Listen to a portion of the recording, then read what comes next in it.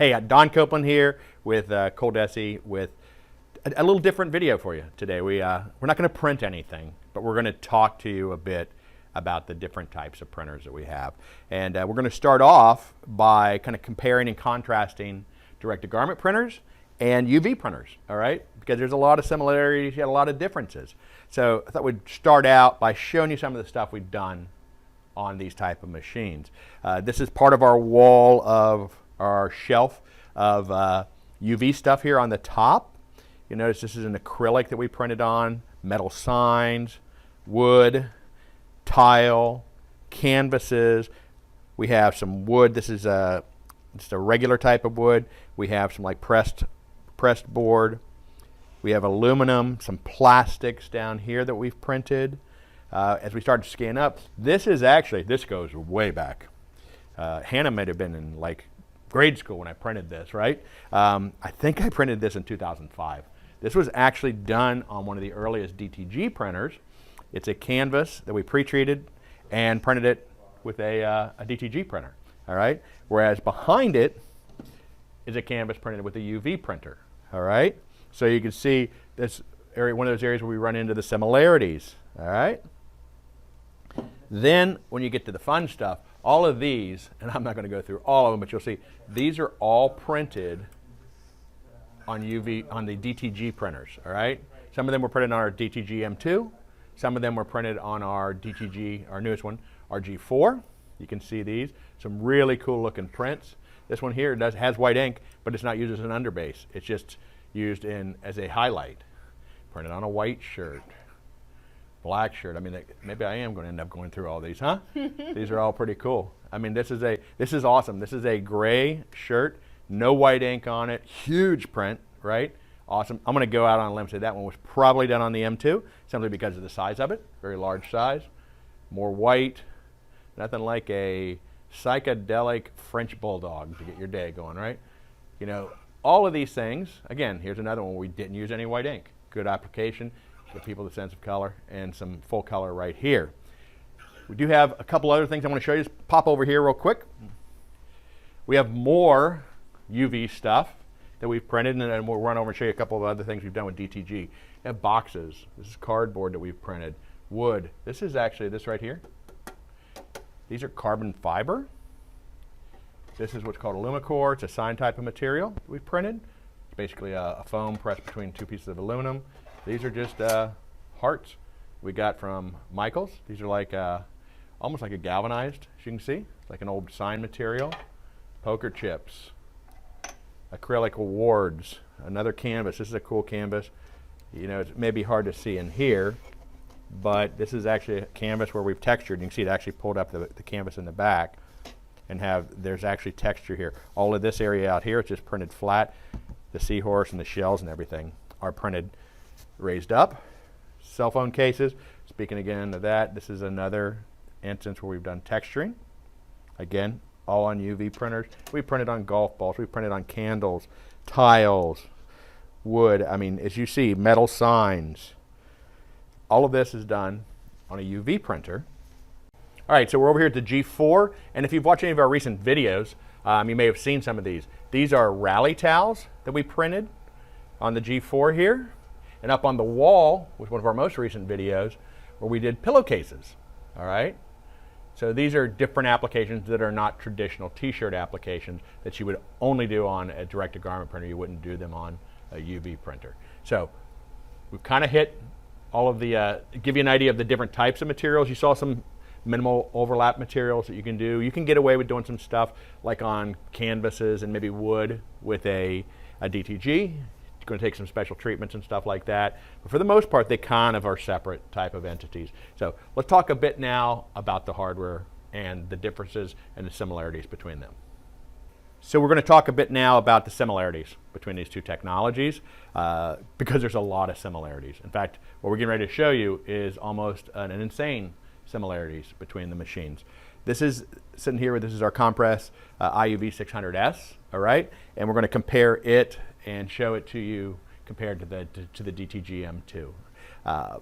One thing is, both of these technologies are inkjet-based technologies. That's all the same. The concept of how they spray ink You basically have a bed that transits through the machine. So from that aspect, they do the exact same functions, though there's things that do make them different. All right, when we open up the inside and look inside of this machine, and we'll do the same on the M2, you'll see a huge amount of similarities. Probably the most common similarity over here, the printhead area, the capping station underneath, the dampers, all of that. And on the back side, we pop down here, back in here, loudly he drops the lid. Back inside here, we have all of our inks, okay? We have our color inks, we have our white ink, are all in the back of this machine. All right, this is the bed that goes in and out of the machine. Now there are UV printers, some of the high-end, really large printers that we sell. One of the large ones we sell from Mutoh. It's a 4-foot by 8-foot printer. And instead of the bed going underneath of this scanning head, it actually is the bed stays fixed and the head is on a gantry that transits across it, and the head still scans back and forth. Quickly here, we'll step over to the M2 and I'll show you the similarities. All right, so this is our DTG M2.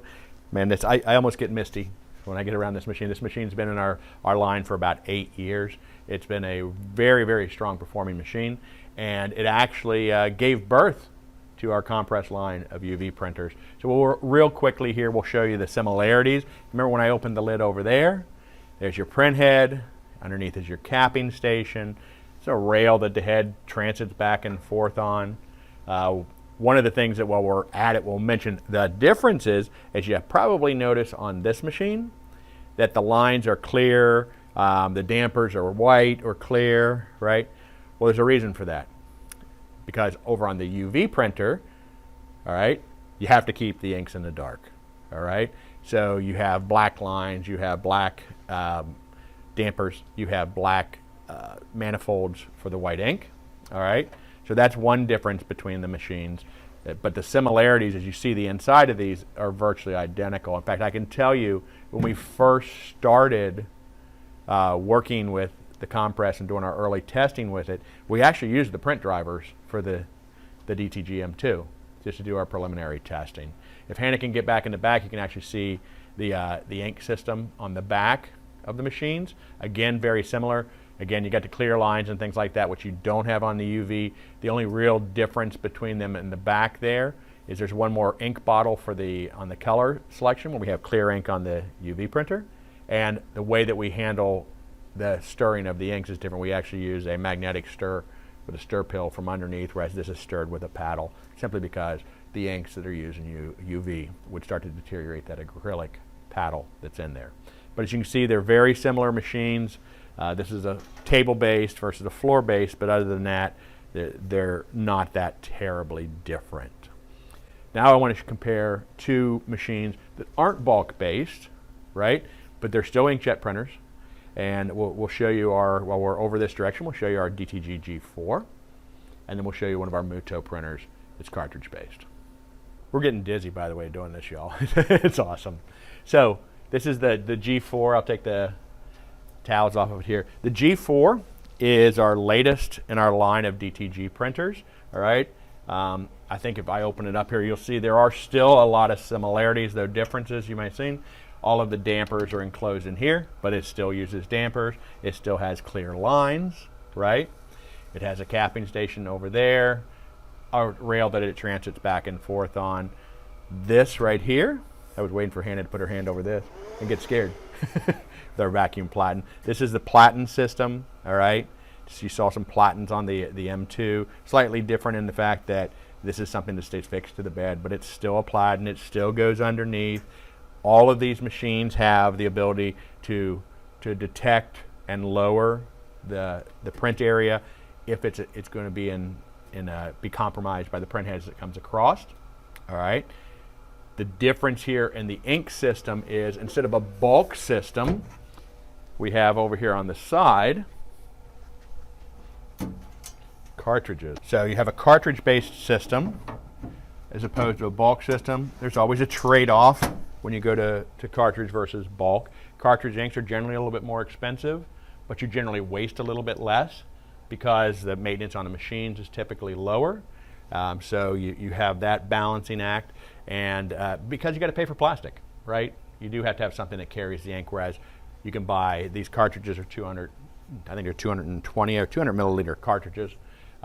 So you get 5 of those cartridges as opposed to one liter bottle of ink when you buy it by bulk, which is what we use in the DTG M2 and both of the compress printers. So now I want to show you a cartridge-based system for UV, which is our Mutoh 426 UF. All right, here we are. It's what do I feel like Alton Brown when I do this? It's like the Eats show, Good Eats. So as you see here on the back of the Mutoh, and as you can see near Hannah over there, we have 3 cartridges. We have 3 over here. Basically, we have the 4 colors, cyan, magenta, yellow, and black. We have 1 cartridge for white and 1 cartridge for clear. Just a different solution how you would put the cartridges in. Believe it or not, these cartridges are pretty close to the same size. These are 220s, those are 200s over there. And so this is just another way of delivering ink. I can tell you from experience with the cartridge-based, you can get away with a little bit less maintenance and a little bit less frequent usage. So that's another benefit to a system with the cartridges. If you're rocking and rolling printing every day, you're not going to see a huge difference in the performance of a cartridge-based system versus a system that has a bulk ink. Let's take a break and go to the front side of the machine. Alrighty, here we are at the front of the Mutoh ValueJet 426 UF. And again, we're going to show you the similarities between these technologies. We saw, again, much more like the G4, all right? Over here, this is where our printhead assembly is. There, it's a little bit more hidden on this machine. Very similar printhead assembly as what we have in the DTG, the G4, the DTG M2, the G4, compress and whatnot. You have a lamp system on it, which is the same kind of concept that you have for lamps on the compress. Inkjet head to scan across. This is your rail across. Here's the bed that goes in and out of the machine, transits underneath of it. So as you can see, very similar technology, slightly different packaging, but very, very similar. All right. So we've kind of shown you hardware-wise the biggest differences between the similarities between the machines. The biggest similarity between these is the software. We'll show you here in a minute the software, and not going to do any printing, but just show you the interfaces, and you'll see they're identical, right? So that's huge for a customer who's transitioning in their business as well. You know, you're going to have to learn anytime you pick up a new product. You're going to need to learn the idiosyncrasies of it, especially of the materials, the medias that you're printing onto.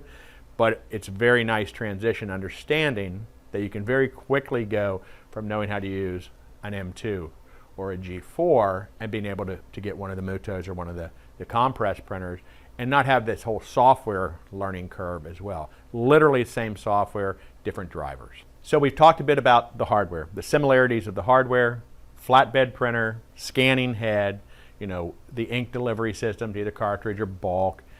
So what I want to talk about a little bit now is the actual inks, right, and the way we treat the materials, because there's a lot of similarities there as well. Both printers, both types of printers, UV printers and DTG printers, they have color inks and they have white ink. White ink is typically used as an underbase to print on, in the garment world, on dark or colored type of garments as an underbase that you're going to print on top of so that your designs are the right color. UV, you add to that the fact that you're maybe printing on items that are clear. So if you saw in some of our samples, we did some clear printing where we're printing on clear acrylic either on the front or on the back, like this one right here. All right, that's actually a sandwich print. The other side has got the exact same image on it, and it has a white in between. We actually call it a sandwich print, right, or an Oreo print. We printed a color against the back of that acrylic, white on top of that, and then the color again on top of that, so that you have the same image facing both directions. All right, so from that standpoint, very similar. White ink, color ink. Bonus section over here, we have clear in the UVs, but we'll talk about that and the differences later on. Then we also have, how do we deal with the substrates we're printing to? All right, So we're going to talk to you a little bit about what we call pretreatments or adhesion promoters. Let's walk over here and I'm going to show you some of the pretreatments we sell for the DTG. And we'll talk a bit about them and we'll talk about some adhesion promoters. Okay, here we are over at the PTM and the other end of the showroom where the DTG printers are. And we have in here, in this machine, we have basically 2 options at a time for the type of pretreat we use. But we do have 2 different ink sets for the DTG printer, so we actually have 4 different pretreatments that we use. So these would be for the inks for the G4, which are the Kodak ink set. This would be our dark garment pretreatment. All of these, by the way, you get through Coleman & Company, our supply division, sold in gallon bottles most typically. We have a light garment treatment for the Kodak inks. And then, if we come over here, we have the same, but it's for the inks, the DTG genuine inks, which are in the M2, which are our bulk inks. All right, so these are used to print before, put down on the shirt prior to printing on the shirt to give you a good adhesion, a good washability is the word we would use in the DTG world. And secondarily, they'll help keep the inks further up in the garment so they aren't swallowed up by the shirt. So they're going to be brighter and more realistic and more true to the colors that you're trying to print onto the shirts. All right. Consistently, you're always going to use these because remember, when you're printing with a DTG, you're almost always printing onto the same type of material for the most part. It's not like in UV where we have a bunch of different materials that we print on, anything from leather all the way up through stainless steel. So let's go look at some of the pretreatments or adhesion promoters that we use for UV. Alrighty, so here we are over at our UV department, and Hannah's showing you some of the adhesion promoters that we use to treat our substrates in the UV marketplace. The 2 over here on the end are sold through Coleman & Company. Our standard AP and our XP, they have different applications. The technicians, when they train you, can walk you through which one makes the most sense to use. And then I have over here 4 aftermarket type of pretreatments that have different applications as well. Because we have so many different situations of different materials we're going to print on, we need different types of pretreatments or adhesion promoters in the UV marketplace. Like I said, we only handle a couple here, but there are a bunch of other ones available on the market. The concept is kind of similar in that you put it onto the substrate to give you better adhesion. Again, as we would say in the DTG world, that would translate into washability. In the UV world, it's scratchability or long-term adhesion to the substrate. So those are some similarities between the UV printing and the DTG printing. And if we were only printing on 1 or 2 different types of material, be similar over here for our pretreatment. It just has nothing to do with what color of ink's going down. It has to do with the ink adhesion to the substrate. Okay, so last thing we're going to talk about here in the similarities category is we're going to talk about holding items into the machine itself. And there are some similarities, a lot of differences, but we need to recognize that there are similarities. Here on the M2, we have platens. So you would take this off the machine, you would load a shirt onto it, and you put it back onto the machine. As you can see, it comes off of the machine very easily. All right, pretty much limited to 2 on the machine at a time. You have different variables, smaller size, do 2 up. We have a long sleeve, a pant leg type of platen. We have infant size or small as well, and there's a bunch of other different shapes and sizes. But those allow you to load the item consistently and position it consistently on the bed, right? And have one off the machine at the same time as you have one on the machine, so that your cycle time between a finish and a start is very limited, very short, which means you're getting more prints out per hour. So that would be platens, would be what we would call these in the DTG world. And what we're going to talk to you about here in a second is we're going to go over and I'll show you a jig, which is what we use a lot in the UV world. Similar concept, all right, but different in the way we handle it. Let me walk over and show you that over here. We showed you the platens for the DTG M2 over there, and we didn't show you the ones on the G4. They're similar, but they actually are not something you would load off of the machine. But because of the unique vacuum system that we have on that, it doesn't matter. It's so easy to load and so quick to do. This is a jig that we sell here for the UV. We have this for both the compress and for the Mutoh printers. All right, this one I believe holds 60 golf balls. This is a golf ball jig. If you got crazy, you could probably use it to do 30 baseballs at a time, or maybe 20 softballs.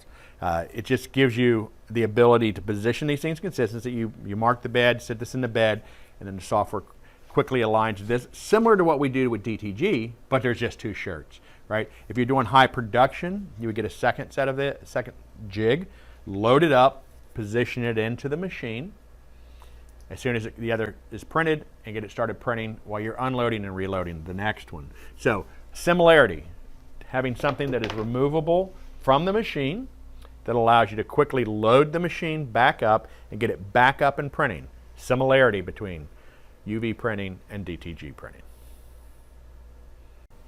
Alrighty, now we've talked to you about exhaustively, I think that Hannah is about ready to fall asleep on me, about the similarities between DTG printing and UV printing. We understand the hardware similarities, understand the software similarities, the way we load the machines, the similarities, the ink delivery system similarities, the fact that we use basically the same color, Inkjet to yellow, black, and white, all of those type of things. We use treatments for the substrates, whether it's a pre-treatment for t-shirts or it's one of our adhesion promoters for the different materials we print on, woods, plastics, metals, and things like that. So now we're going to talk about the differences. And I guess these are going to be just as exhaustive. So, sit back, pour yourself a cup of coffee, and let's talk. So one of the first things that you're going to notice about a majority of UV printers is the gap. What I mean the gap is the space between the print head and the bed at its furthest down point. Typically on the DTG printers, it's a couple 3 inches, and you're really only addressing the top ½ inch of that or so. Your variances might be a thin tea towel on a platen, which will add virtually no height difference, up to maybe a heavy hoodie or something like that, which might add 3/4 of an inch of it. So you don't need the depth in a DTG printer that you do in a UV printer, because in a DTG printer, you're printing on fabric, you're printing on materials. Probably the most extreme thing you ever print on, as I showed you earlier, was a canvas, which is maybe a ½ to 3/4 of an inch deep, all right? When you start to deal with DTG, with UV, you're going to start to deal with larger items. I've lowered the bed down here all the way on the Compress 600S, and just to show you how far down we can actually set an item. Now, I'm still printing up here, right? We're printing still to the same point. We have customers who are doing basketballs in these, all right?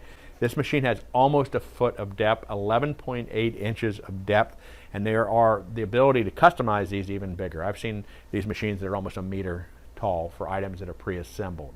You need that on UV because you never know. If you watch any of the videos we've done, items we could print on could be as thin as a piece of paper, and we've printed on basketballs, right, on the same machine. With the UV printers, you're going to typically find anywhere from about 3 inches up to about 12 inches is the range. The average on most UV flatbed printers is about 6 inches. All right, so these are kind of special with the compress, and then it's almost 12 inches. But still, you need that variability in depth, because if you look back at those materials, the items we showed you, we have canvases, we have thin metal signs, we have wood that's a different depth than the canvases.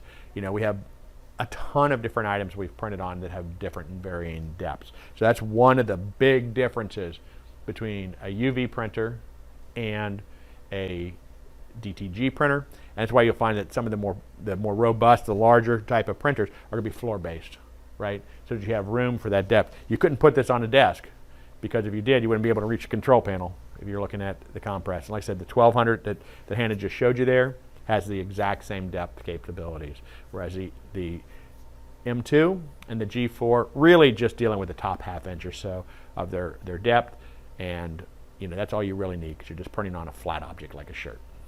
Another difference we want to talk about in DTG printing versus UV printing is what happens after the ink is printed, right? Because when the ink is printed, it's not done yet in most cases, what we think of. So when you print on a DTG printer, you're going to take the shirt off. The inks are still going to be wet on that shirt. You're going to place the shirt on a heat press like this. close it up, and typical cure times are going to be anywhere from 45 seconds to a couple minutes. The G4 is one of the quickest on the market, 45-second cure time. When it's done, it's going to pop open. You're going to take the shirt off, and it's cured. All right? So that's how we cure and finish the inks for DTG. Biggest challenge with that is you got to get from there to here with a wet shirt. So you've got to make sure that you're taking time. It's not like you can just pull the shirts off, throw them on top of one another, and then cure them at a later time. So you immediately take them off, put them onto a place where they can be cured or dried. You can do it with a heat press. You can do it with certain tunnel dryers, or they have heat boxes that are similar to a tunnel dryer. It's just it's static, but the same type of heat in them. Show you how we cure ink on a UV printer. Right, as you see in the video we're showing you here, I told you we weren't going to print, so we're just using some video of some old prints. You see in here, there's a light, blue or purple light going back and forth across the bed as we're printing onto the bed, onto the items. And so that's how we cure the inks in UV printing.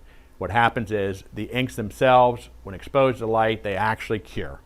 We'll talk about the inks a little bit more in depth at the end, but that's the difference in curing. No post-curing needed. When you get done, you're done. So you confused yet? Now it's really going to get fun. You're saying, what about the inks? You keep talking about the inks. What's the difference in the inks? So we're going to get in a little bit in depth here. So buckle up. It's going to get intense for a short while. The difference between the inks. First, we describe what these inks are. DTG inks are water-based inks. That means they use a water carrier to carry the pigments, to carry the polymers, which are used, the binders, which are used to attach them to a shirt. Once they're printed onto the shirt, remember we described that they were wet, and we had to carry them over to the heat press to do two things. Number one, to remove the water, all right? And you'll actually see when you press one of these shirts, you'll sometimes see steam coming off of it, depending on how large your print is. Number two, you're actually activating those binders and causing them to react and to bond with the substrate itself. Now, the colorants that are used in the inks are very similar. You know, they are pigmented inks for both these and the UV printers. They're not dye-based, so that is a similarity, but big difference comes down to the chemistry of them. So now let's walk over to the UV printers, and we're going to talk to you a bit about the way that we cure UV inks and what they are. So, all right, put your seatbelt on. We're getting ready to talk about some serious chemistry here, and when we talk about UV inks. UV inks are a lot more complex. They're more difficult to make. You'll find that there are less companies in the world making UV inks than there are making water-based inks, especially pigmented water-based inks, which are used for the DTG as well as fabric printing and whatnot. So there's no water in UV inks. I know you want to think that they are because they're liquid, that there's water-based, but they're not. There are these things that are called monomers and oligomers, and they are in a liquid state, and with them there are another chemistry, a chemical that are called photoinitiators. But then you also have your colors, your colorants, your pigments, just like we have for DTG, your white, your cyan, magenta, your yellow, and black. All those are contained in the inks. So what happens is when these inks are jetted out, just like they are out of the DTG, onto the substrate, they are wet. However, as soon as they are exposed to those lights, those ultraviolet lights, those photoinitiators get excited and they actually start bouncing around. And what happens is that chemistry that's happening in there, it actually causes those oligomers and monomers to start to react and combine. And they actually become polymers. The process that they're actually going through is called polymerization, all right? It's a photochemical process. And I think Anna we just lost Hannah. She just passed out on us when I used the word. So, you know, if you think about it, a polymer is made up of oligomers and monomers. A bunch of smaller items make up this bigger item that's called a polymer, right? And these photoinitiators cause that chemical reaction. Like I said, it's called a photochemical reaction that turns those into polymers. Polymers are what we want. Basically, they're polymerizing, and they're going to become a solid now. The upside to that is that there's virtually no loss. There's no water, so no water to evaporate off. We may lose as much as 40% of our volume on DTG inks or other water-based inks when they're dried or cured. You have some gassing off. You even have that when you're using solvent-based inks, there's some gassing off. So if we'll use just a great big blown up version. If I'm printing a gallon of DTG ink down, I may end up with only slightly more than a couple quarts of that netting out as true colors and whatnot, what we're trying to get onto the substrate because the water goes away. Whereas if we printed a gallon of UV ink, right, that gallon, which by the way would probably cover a football field, if we used a gallon of UV ink, that we're looking at, we may have 125 ounces out of the 128 ounces or whatever, 128 ounces in a gallon. So a very, very small amount of loss. It's also why when we print with UV, we have the ability to build up, all right? The inks actually exist. They don't absorb in, they're not a water base. They're actually physically sitting there, and you can take and print multiple layers and get buildup. That's how we get texture. That's how we do tactile prints with UV. It's because that ink that you put down is actually going to be higher or lower. In the traditional printing world, where I do business cards and things like that, a lot of them are migrating to systems that use UV type of inks, whether they're offset print or whatnot, simply because they can use less ink and getting great coverage with it. And that's what happens when you use the UV inks. So those are your big words. Write them down. You never know. You might win on trivia sometime. Oligomer, new word. Add oligomer to your list. And you probably want to add in the idea of photo initiators, right? And there's just so much cool stuff about it. But it's what allows this to be what it is. When I take a print off, if you've ever watched any of our videos, we're immediately touching the print, right? It is dry. Doesn't mean it's 100% set yet. It usually settles in over the next 24 hours because there's been a lot of excitement because those photo initiators are crazy guys, right? But it is ready to go. You could literally pack it up, ship it to your customers right now. Big benefit, especially when you start to compare this to other types of printing that may do similar things like this, where they use processes like solvent-based printing or eco-solvent-based printing to do signage, where they still have to allow them to gas out overnight. We printed some real estate signs, or we printed some graduation signs recently on some of our videos. Those were immediately ready to go for the customer. If you were doing those for a customer in large quantities and you printed them out on something that uses solvent-based ink, guess what? You'd have to let it sit overnight before you can deliver to the customer. Your shop is literally going to be covered with those prints all over the place drying, whereas with UV, you're stacking them puppies up. Summary time. It's because there is going to be a test, in case you didn't know that. There's a test at the end of this. We've gone through and showed the similarities between the printers. A lot of it's in the hardware. A lot of it's got to do with the type of movement of the head, the movement of the bed. And then we did the differences. A lot of the differences have to do with the depth and the type of inks that we use. But I think the real key to hit on here is this true, really, really big similarity. Number one, you're dealing with the same type of graphics. So the files that a customer would send you to print a shirt could usually be very quickly translated in over to printing a real estate sign or a graduation sign or a parking sign or whatnot. All right? So those are similarities. Stuff you're already doing in your business. You're already dealing with artwork. You're already creating things for your customers.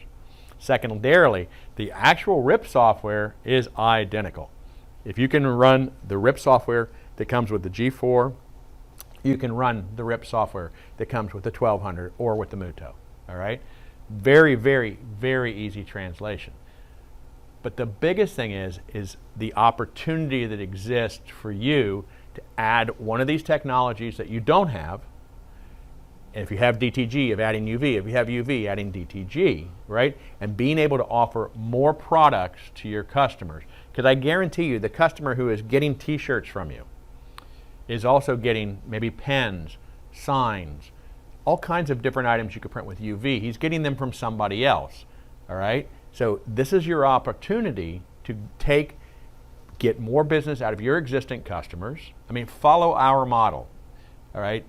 What we have done with Coleman & Company over the years is we have expanded the range of products we offered to be able to give our customers the ability to extend their range of products.